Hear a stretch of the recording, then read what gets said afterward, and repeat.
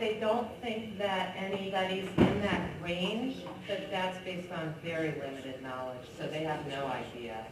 So if you are into that range, $5,000 of your own seed or $1,000 of anybody's seed that you're selling, you need a seed license.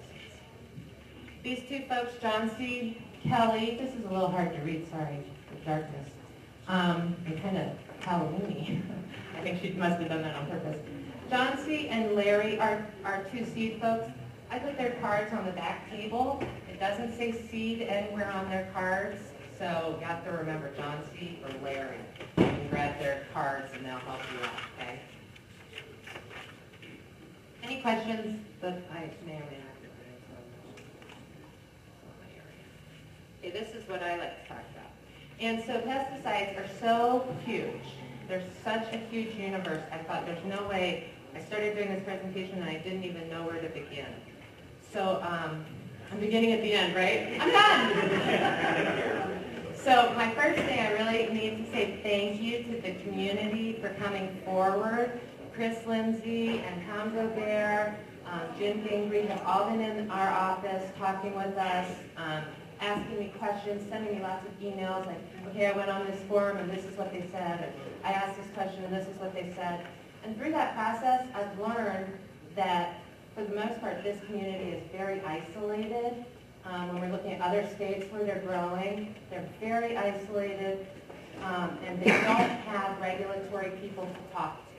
Because the answers I was seeing out in this forum world were wrong, and badly wrong. To me, frighteningly wrong. And that's the information that's moving around in that area. So by coming forward, we can get better information to you guys, and you can make sure you're doing the best job you can. So I really appreciate the willingness to come forward and talk to us and invite us to this conference today. We appreciate your help. Oh, thanks. Yeah, and it's, you know, I think that Montana model that they were talking about earlier is, you know, we're really easy to, we're all together, right? So no big deal, we can work together. And then the next thing I thought, well, let's just start with questions because I want to make sure that you can leave here today at least having some answers to what you're interested in, and then I can kind of key off around that. So, so who's got a question? Okay, here we got fire mites. What can we do legally to take care of the problems that won't hurt our patients? And from what I understand, there's nothing. I don't know if that's true or not. But if that's the case, what is tobacco? Granted, it's not a medicine, but it's small. Okay, great. So you brought up like 5 really important things there. One is you do have pests, and I know that there's a need for control. And that kind of goes into the, well, what can you use? What is a pesticide? How are they regulated world? For the most part, you cannot use any federally registered pesticides. Zero. None. None. So what you're doing there is you're looking for something that says EPA, REG-NO. EPA, Reg, No. EPA registration number. That's the term that you need to look for. It will be on the front page of the label, right, usually on this left side bottom. EPA registration number with a number. If you see that, put it back. We go to marketplaces, we see what they're selling next to the hydroponics, and there's a lot of EPA registration numbers there. But just put it back. And the reason is because pesticides are regulated a lot stronger than the general public knows, and every single component of that use has been evaluated from a risk-benefit analysis through the registration process. Your use has not been included ever. Nobody's ever included it. So there is no understanding of what's best for the patient. That was the other good thing that you brought up. A lot of people in my communications about this, they're more interested in the spider mite. And it's like, well, you can't be interested in the spider mite because you're creating a commodity for really sick people. So you have no idea what this pesticide is, what its residue is, how it's interacting with the very strong chemical components of the marijuana itself, and what it's going to do when you're inhaling it. And inhalation is not looked at in the pesticide registration process.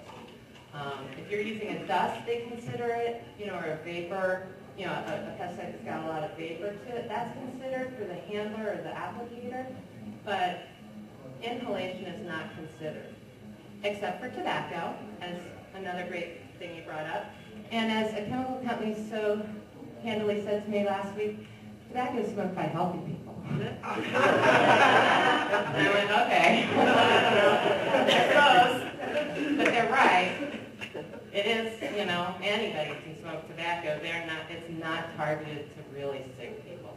When you put really sick people on the other end of that process, chemical companies are not interested in that liability. That's just how do you pinpoint all these different interactions in the body and say one's for a pesticide and one's not. They wouldn't be able to defend themselves. So your big companies and your big guns are pretty much off the table. And I know from some of the forum stuff, a couple of those big guns that I just want to mention, 7, carbaryl, just don't go near that. I've seen that being listed as being used.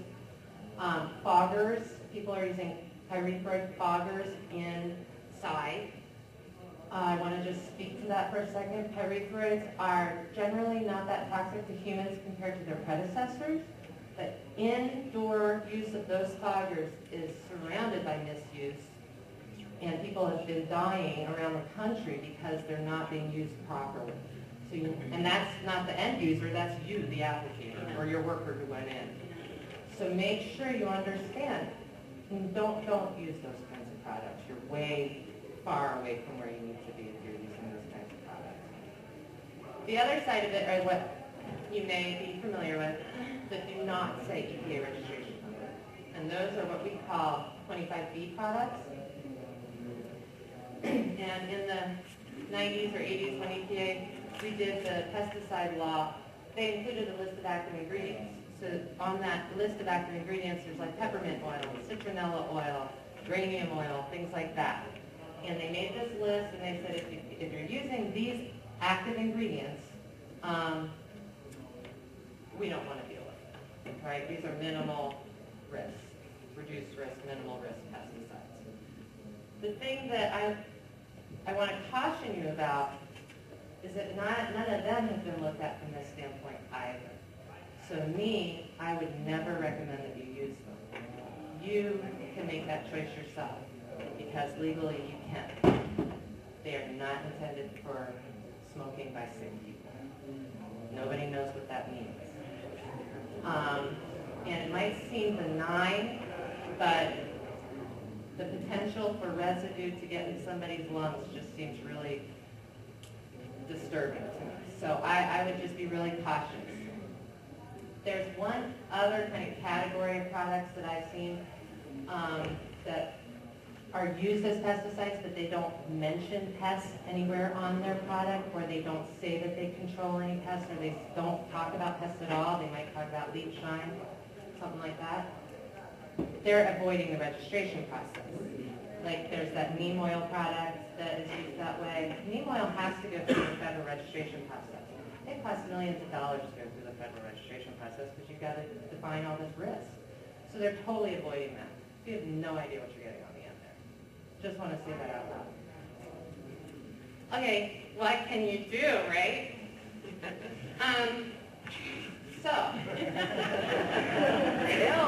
Girl, thank you. You can kill all your plants. Of course, we totally are recommending integrated pest management here. Pest management practices, changing clothes, keeping a clean facility, quarantining new plants, all that stuff. And that's your religion. That's what you're going to go on. That's all you've got, really. I do have some positive responses from EPA regarding the possibility of getting some labeled products for you. And one of the things that I've been thinking would be most useful is probably the neem oil. And it's got an active ingredient